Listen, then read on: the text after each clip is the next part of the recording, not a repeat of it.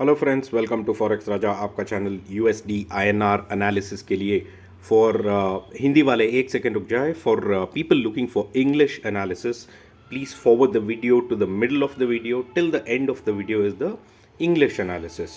तो दोस्तों, हमने ये देखा कि जो फ्राइडे का क्लोजिंग आया था यूएस मार्केट के पास, और जो 1 आवर चार्ट पे दिखा रहा है फ्रेंड्स, तो फ्राइडे हम देख सकते हैं हमारा क्लोजिंग आया था यहाँ पे जो है 8275 पे, 8273। तो इसी को हम एक बेस बनाएंगे दोस्तों। आप देख रहे हैं यहाँ पे ऑलमोस्ट कुछ साइट्स 8272 को दिखा रहा है, 8273 को दिखा रहा है। तो मैं अपना क्लोजिंग लेता हूँ 82.73 पे क्लोजिंग आया है दोस्तों। और ये क्लोजिंग बहुत ही इम्पॉर्टेंट है, क्योंकि ये देखिए, मैं आपको एक डेटा पॉइंट दिखाता हूँ यहाँ पे। ये 1 डे का चार्ट है जो आप देख रहे हैं यहाँ पे, ये 1 डे का चार्ट है। और ये 1 डे के चार्ट को अगर हम ज़्यादा ही एक्स्ट्रापोलेट करें, थोड़ा और डेटा लेके, तो एक चैनल बनी हुई है दोस्तों, टॉप टू टॉप एक चैनल बनी हुई है, जहाँ से ये 2022 से डाउन अप फिर डाउन अप फिर डाउन, अभी थोड़ा अप में है। तो ये 1 डे का चार्ट है जो मैंने डेटा लिया है लास्ट जनवरी से, दैट मीन्स 2022 जनवरी से अब तक। तो आप देख रहे हो ये ट्रेंड अप ट्रेंड में ही है। और अब ये ऑलमोस्ट यहाँ से ये जो जोन है, इसके अंदर एक और चैनल बना हुआ है, ये वाला। अब ये चैनल यहाँ ऑलमोस्ट लाइन पे है, टॉप लाइन पे है, और इस टॉप लाइन को तोड़ेगा या इस टॉप लाइन से फिर से एक रिट्रेसमेंट लेगा यहाँ पे 8290 8190 तक, वो देखना पड़ेगा दोस्तों। फिलहाल तो 8272 बहुत ही इम्पॉर्टेंट जोन है, और इस जोन पे कुछ भी हो सकता है दोस्तों। एंड इसीलिए थोड़ा संभल के ट्रेड करना है मंडे को मेरे ट्रेड में मेरा इम्पॉर्टेंट लेवल रहेगा यही 82.72। अगर मंडे 82.72 के ऊपर रहता है स्पॉट, तो मैं बाई साइड पे रहूँगा। मेरा पहला टारगेट होगा ये जो है 82.8, और मैं एक छोटा टारगेट उसके बाद देखूँगा जो है 82.83, और उसके बाद मैं एक और छोटा टारगेट देखूंगा 82.87। अगर 82.87 के ऊपर निकलता है स्पॉट, तो फिर हम एक और बार हाई टच कर सकते हैं जो है 82.93। और हमने फ्राइडे को देखा और थर्सडे को भी देखा, थर्सडे इवनिंग को, कि जब भी स्पॉट ये 82.9 का जोन टच करता है तो इमीडिएट एक रिवर्सल आ जाती है फ्रेंड्स। आपने देखा यहाँ पे एक रिवर्सल आई, यहाँ पे रिवर्सल आया, फिर यहाँ से एक रिवर्सल आया, ऐसे बहुत बार रिवर्सल्स आ चुके हैं दोस्तों। तो एक ना एक टाइम ऐसा आएगा जब इसको ब्रेकआउट देना पड़ेगा, और वो ब्रेकआउट बहुत ही बड़ा हो सकता है दोस्तों, 50-60 पैसे का ब्रेकआउट हो सकता है अपसाइड पे। अगर इस बार भी फेल हुआ कि ये ऊपर के लेवल है 8293 आया, तो हम 83 एक्सपेक्ट कर सकते हैं दोस्तों, और 83 के ऊपर जा सकता है। ये हुए मेरे अपसाइड के लेवल। ऑन द कॉन्ट्ररी, अगर 8272 के पास कल ये कंसोलिडेशन ऐसे कंसोलिडेशन करता है, तो मैं तो सेल साइड पे रहूँगा। सेल साइड पे दोस्तों, अगर कंसोलिडेशन के टाइम पे ब्रेकडाउन देता है, तो आपका बॉटम लेवल यहाँ तक आ सकता है। बॉटम लेवल आपका है 82.4। तो फिर से 82.72 के पास अगर हमें फेलियर दिखाई दी, तो मैं सेल साइड पे रहूँगा। मेरा पहला टारगेट होगा 82.6, दूसरा टारगेट होगा 82.53, और फिर 82.53 को भी ब्रेक कर दिया तो आएगा 82.4। तो दोस्तों, इतना भी डाउन साइड जा सकता है। अगर 82.72 को के पास अगर वॉल्यूम नहीं दिखाई दिया, फ्रेश बाइंग नहीं आई, तो डाउन साइड भी जा सकता है। तो ये हर एक रेसिस्टेंस और सपोर्ट जो मैंने आपको बोला है, इसे याद रख लीजिए दोस्तों, क्योंकि हर एक रेसिस्टेंस के पास सेलिंग भी आ सकती है या बाइंग भी आ सकती है।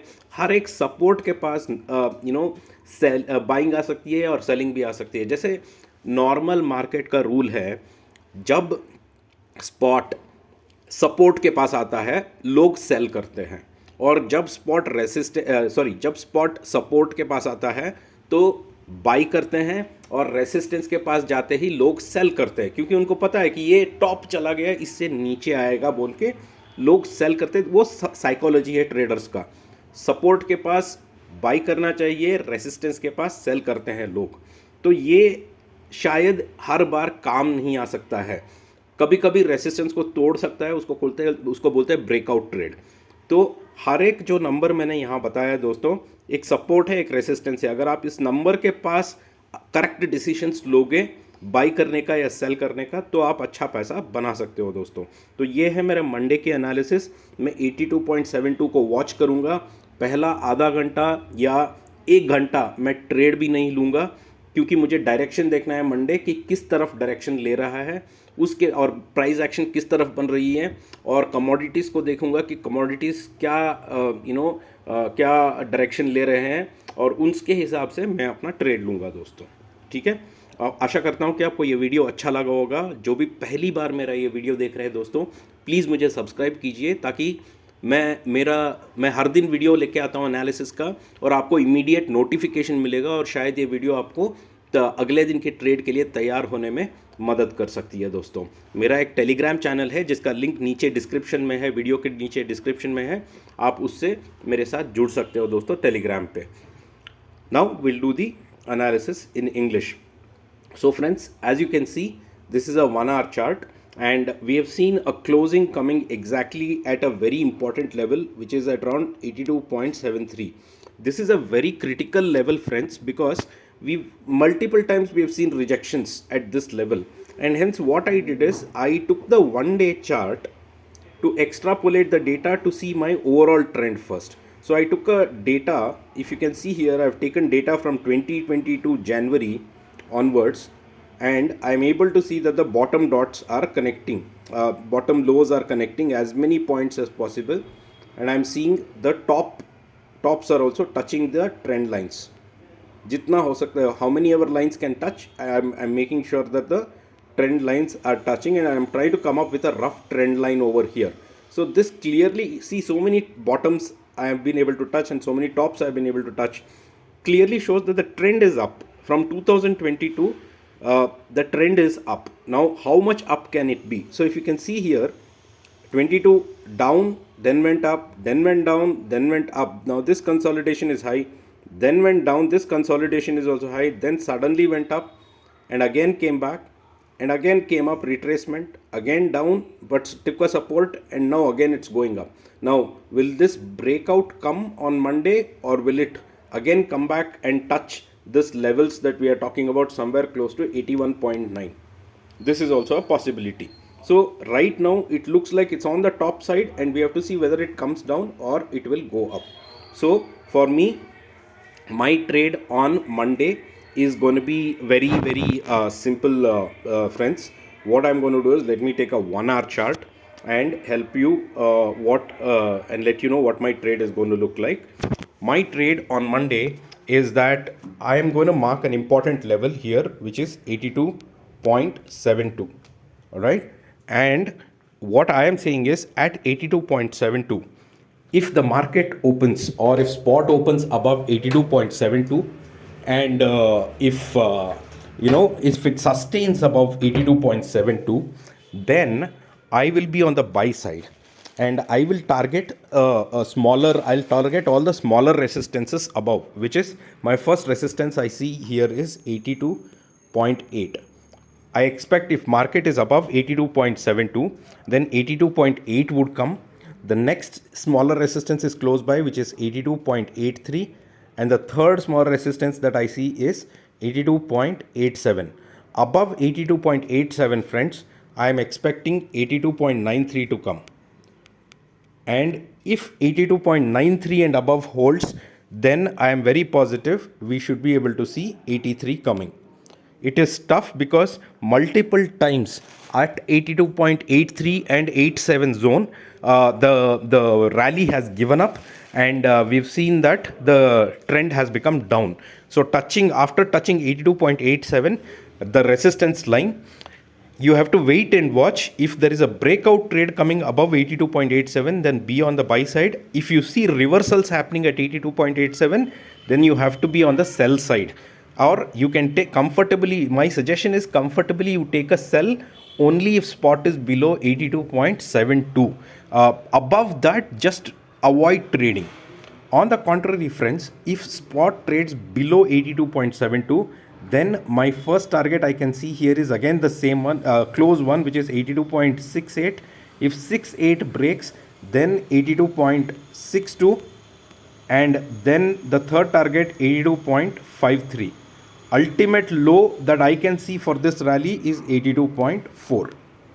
Okay, again at 82.4 we have support.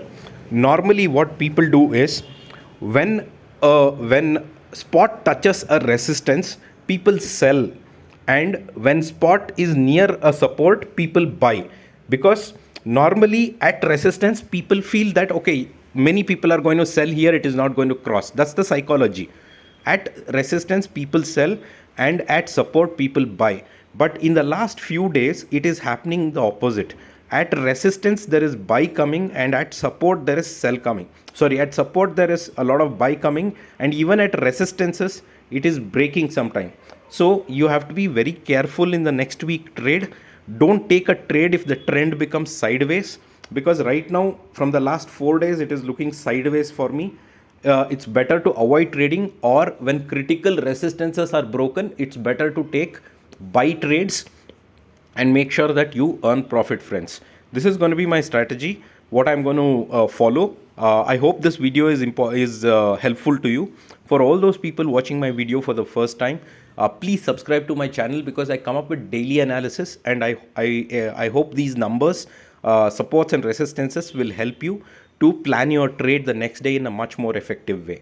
I have my Telegram channel. The link is in the description. You can join me on my Telegram channel and also know about my premium paid channel. Thank you so much, friends. We'll catch you in the market on Monday. Thank you. Bye-bye.